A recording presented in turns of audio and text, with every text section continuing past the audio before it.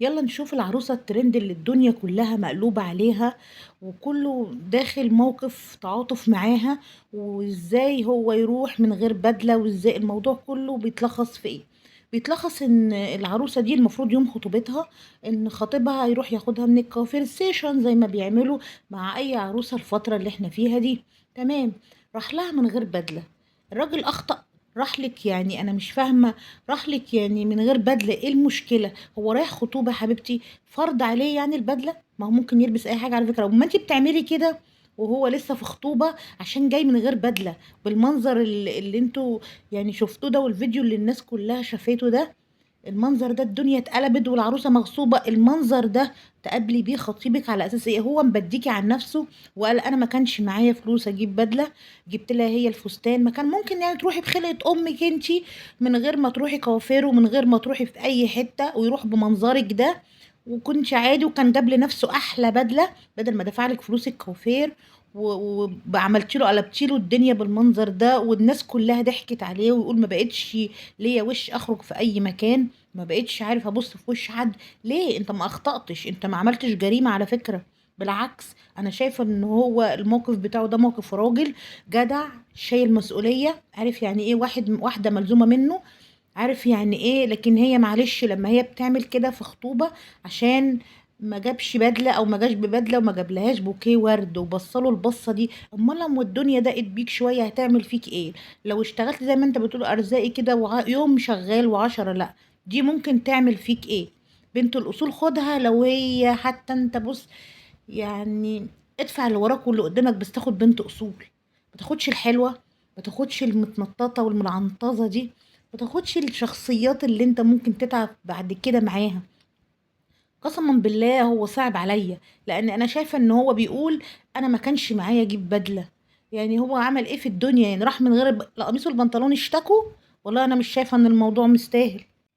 وبعدين تعالي هنا، انت لابسه فستان ابيض، قسما بالله انا فكرته يوم فرح مش يوم خطوبه، فستان ابيض وطرحه. ويعني انا عايزه اقول بس ان الانتقادات المفروض تبقى عليك انت. طول عمرنا الفستان الابيض ده بنلبسه في حاله واحده بس، اللي هي المفروض يوم الفرح. انت لابساه يوم خطوبه ولابسه طرحه، ويعني جو الفرح مش جو خطوبه نهائي. المفروض ان انت اللي هو المفروض انت يبقى اللوم عليك انت مش عليه هو على فكره. يعني انا مش شايفه المنظر اللي انت كنت فيه ده جو خطوبه خالص.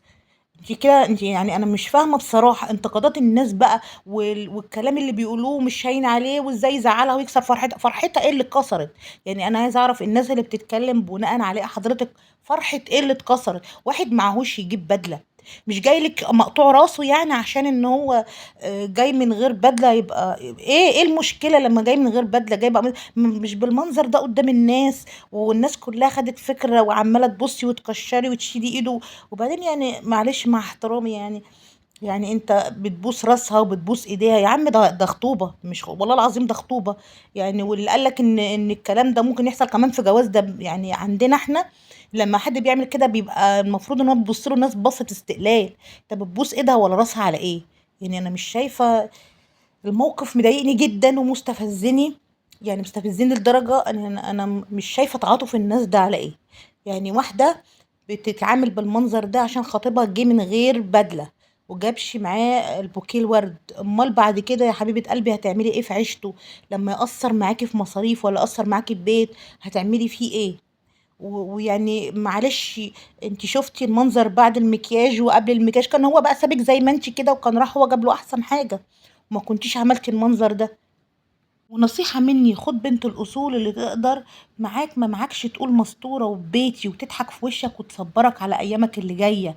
لأن الوقت اللي جاي علينا ده ما كانتش مراتك وزوجتك ما كانش تقف في ظهرك وتساندك وتبقى ايديها على ايديك في الوقت اللي احنا فيه ده، صدقني يبقى قلتها احسن.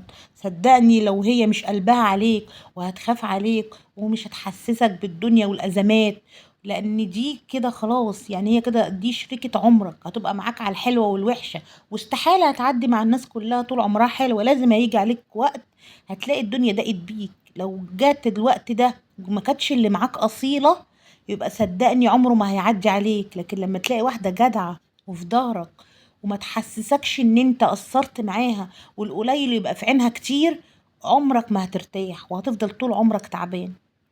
لما البدلة بتكسر الفرحة زي ما قالوا، يعني انت جاي انت كسرت فرحتها، وانت عشان ما جيتش ببدلة كسرت فرحتها. هي البدلة هي الفرحة بالنسبة لها، ان انت ما تبقى لابس بدلة هي الفرحة. طب بلاش البدلة وبلاش اي حاجة، ولو موقف زي كده حصل هيبقى المفروض بقابل اللي قدامي بابتسامة، وبعدين لما يكون في ليا عتاب او حاجة مضايقاني هتبقى بيني وبينه، مش هتبقى بالمنظر ده. وبرضو اللي صور الفيديو ده استغل ان الموقف نفسه يضايق ونشره، استفز الناس كتير جدا وطلع ترند على الاساس ده. بس اللي اتظلم فيه العريس ده، ما خدش حقه بجد، والعروسه مغصوبه، والعروسه مضايقها، والعروسه اكيد الجوازه دي ما كانتش عاوزاها، وادي الاهل اللي بيغصبوا على بنتهم وهم مش فاهمين اي حاجه في الدنيا، مش فاهمين ان كل الحوار ده اتبنى عشان حته بدله، اتبنى عشان عروسه مش قادرة تستوعب ان خطيبها يجي من غير بدلة الفرح، مش قادرة ان هي تستوعب ان هو ممكن ما يكونش معاه فلوس. لا يعني بص، اتصرف وتعالى ببدلة بقى. لكن هي دي هتبقى صاحبة بيت وام ولاد وتقف جنبك وتشيلك في وقتك وتشيلك في زنقتك؟ استحالة. اختار صح هتفضل طول عمرك مرتاح، اخترت غلط هتفضل طول عمرك تعبان وبتعاني. لو وصلتوا لغاية كده في الفيديو متنسوش الاشتراك وحطوا لايك للفيديو، بحبكم كلكم.